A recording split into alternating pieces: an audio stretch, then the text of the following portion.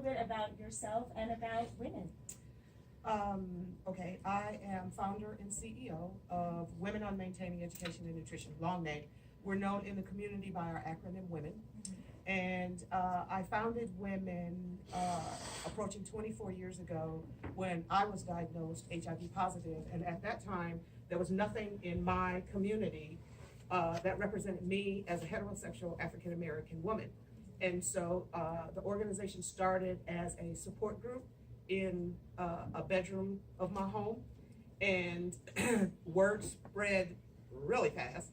And we began to start having women come from as far away as Paducah, Kentucky to Birmingham, Alabama. So these women would show up at my house through literally the grapevine and word of mouth. And so I started it because selfishly, because I needed validation that I was not a nut. I had a very difficult time when I was first diagnosed because the resources were so limited, and so it was very difficult. So in the camaraderie that began to happen and the synergy that began to happen through the women from all over everywhere really embraced me, and we became a family of support because, and we soon discovered that we were much more than HIV. And so as we grew from a support group, I didn't realize the miracle of a 501c3 in 3 months. I just was doing what I was supposed to do. And in 3 months, we became 501c3. Where the heck, here's that. And so we moved from my bedroom. We were recognized by the Centers for Disease Control. And we moved from my bedroom to downtown Nashville, and we began to grow, we began to serve, and again, looking at my own self and my own needs, our programs and services sprang from my needs as an African-American woman living with the disease with children, and other women who were a part of the foundation of the organization. So our services began to encompass so much more than HIV because we learned that we are so much more than HIV. So we started at a grassroots level, and I'm very happy to say that we are still at a grassroots level. Awesome. Thank you so much for that wonderful history. Sorry, I have another question I have to ask, and that's not on my list. So you talked about this sense of community that grew out of your need and out of your home. How do you keep that sense of community more than 20 years later? We keep it because one of my objectives is that women who look like me, talk like me, walk like me, and are me are fully engaged in the organization. That is really important because as women, we are so much more than HIV. And I know for a fact because I was HIV positive, I lost everything. But I took my medical information to that individual, and my medical records were disseminated across the workforce, and needless to say, I lost my job. And so with it came my medical benefits and everything else. So in that process, I was a mother of 3 children. My husband was also diagnosed. So there was 2 of us. I was diagnosed, my husband was diagnosed, our marriage was falling apart. I mean, it was very, very traumatic. And so in the middle of all the trauma was my 3 children. And when I was diagnosed, nothing mattered more to me, not even life itself, than my 3 children. Nothing mattered more to me. And so when I was diagnosed, I was also diagnosed with a death date. And so with that death date in mind, I'm like, okay, I need to make sure that Brandon, Aaron, and Jelian are taken care of. And so that became my life's mission. Well, in the process, I also understood that it became other women's life's mission. A little bit about what you hope to get out of this project. Networking opportunities are always wonderful. Love to be able to get to know other individuals in the room, which I think is important. I think it's another thing I think is for not only that I get to know other individuals in the room, but that they get to know us and our mission, our objective, and who and what we are. We are the only organization found, organized, and administered by African American women after 24 years in the South. There is no other. There's other organizations that are ran by Black women, but there are none that are founded by an African American woman. Our leadership walks the actual walk. We don't just talk or read about it. And so that I think is extremely important as well. So hoping to be able to get out of this the opportunity to network and for individuals to know who and what the organization is as well. If you could describe the values of your organization in 3 words, what would those 3 words be? Nurturing, loving, and loyalty. Can you say more about that last one?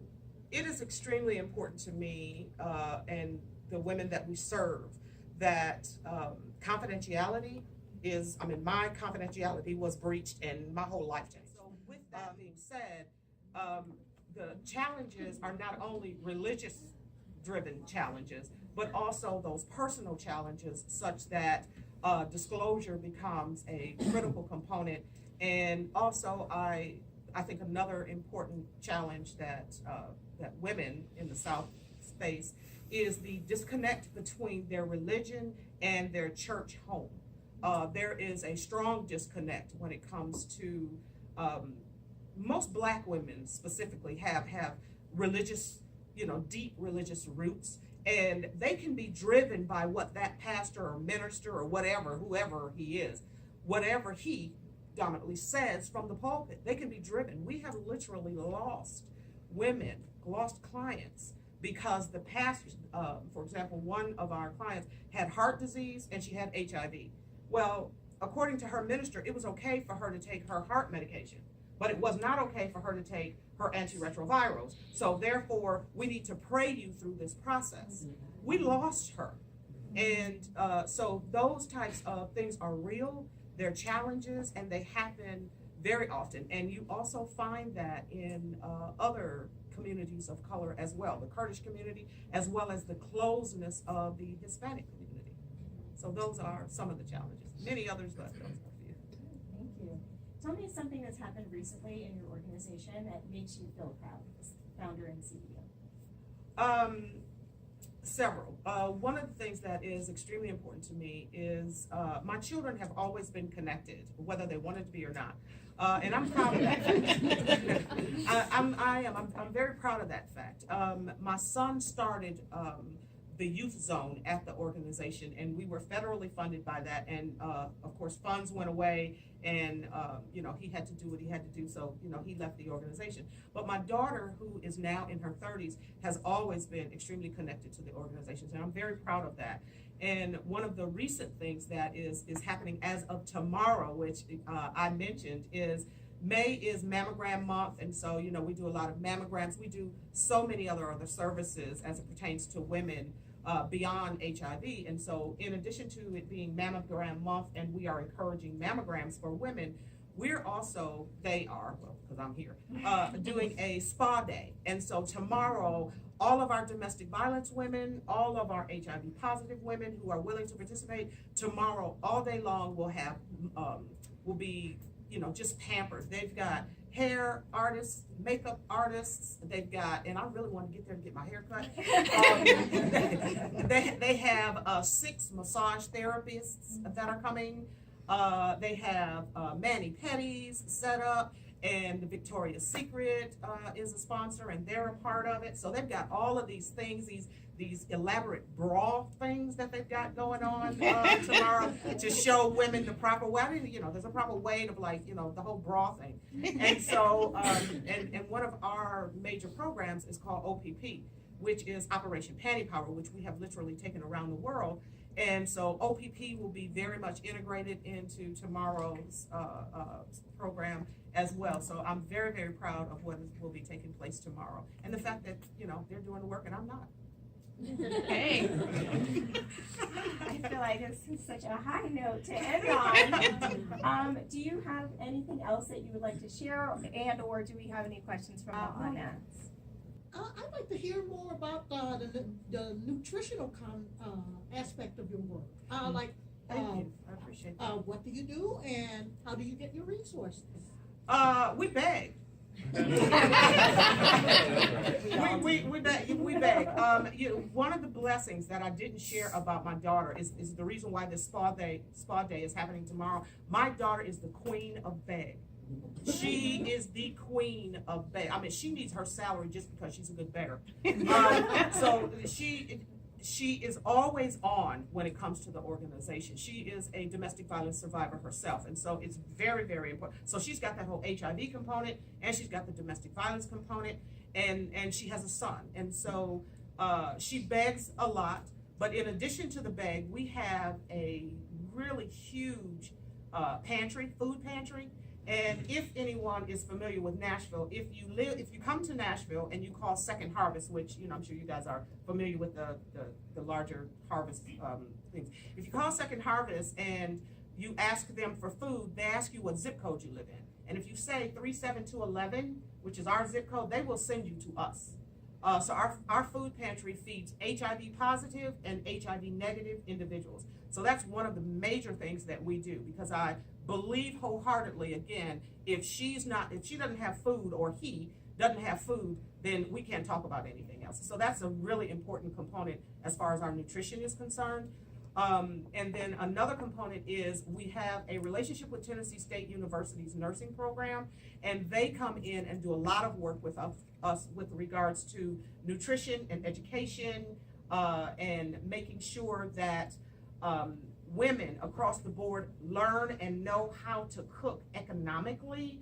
Those are real challenges when we're trying to eat healthy and incorporate fruits and vegetables into our lives. Well, if you got fruits and vegetables over here, but you've got potato chips over here, and you can get 4 bags of potato chips for the same price of greens, then how do we transition, and how do we teach her and or him, whoever the head of the household is, how do we teach them in real world, because I keep coming back to real world strategies by which they can then shift, because we're not telling you to don't eat potato chips, we're just saying incorporate some of this other stuff into your potato chip eating. So we do a lot of nutrition one-on-one, we do nutrition workshops, all of those types of things as it pertains to health.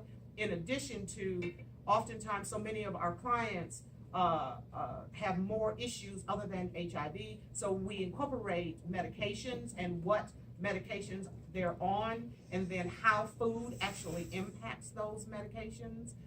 That's critically important. And then nutrition, as far as mental health is concerned, if we don't work with her on an emotional level, it's very difficult to integrate nutrition. So we have our mental health specialists come in and work with the women as it pertains to mental health and then nutrition. And so hopefully we try to marry all of those components together and integrate into one healthier her. I'm just curious to hear a little bit more, maybe even just a laundry list of services, because you talked about your nutrition services and kind of your philosophy. It's all wonderful, but so do you have support groups, medical services? I just want a little bit more about kind of what your agency does and the program. We have the oldest support group in the state of Tennessee. It started, as I said, in my home. It is still happening. It's called WORTH, Women on Reasons to Heal. Google it, you'll see it. WORTH is now a branch of our Kenya office. I opened a branch of the organization in Kenya, and it is called WORTH because that is their primary objective. Started off like ours, like their mother organization. We provide HIV testing. We provide STD testing. We provide nutrition services. We provide mental health services. We provide the basic prevention, outreach, linkages to care, that whole thing. In addition to all of that, and what in my mind is much more important than every piece of programs that I've mentioned thus far, is the one-on-one mentoring where we can get behind closed doors and have a conversation. Someone from Vanderbilt called me about 3 days ago, and she says, I have a young lady, 23 years old, who is just recently diagnosed, and she's scared to death. I ran to Vanderbilt because that is my core. That is what gets me out of bed at 4 o'clock every morning, because I am at the office by 4:45, 5 o'clock every morning. And so her, that one-on-one time with her, that helping her to understand, to helping her to look at a face who has been walking with the disease for 24 years and she's diagnosed 24 minutes, that really helps her and it helps me. And when I can not only help her in a one-on-one situation like that, and through mentoring that not only I provide, my daughter provides, other staff members provide, those are the tangible services for me that are much more important than the basic prevention, outreach, messages, which is good and fine and wonderful. But oftentimes, especially for women, we are so closed-mouthed. We do not want you to know, with all of this wonderful painted on, makeup, meticulous, and somebody's designer red bottom shoes. We do not want you to know what we're actually going through. So when we can get her behind closed doors and have a relationship with her where she's comfortable enough to really talk about those issues, that is what blesses my heart.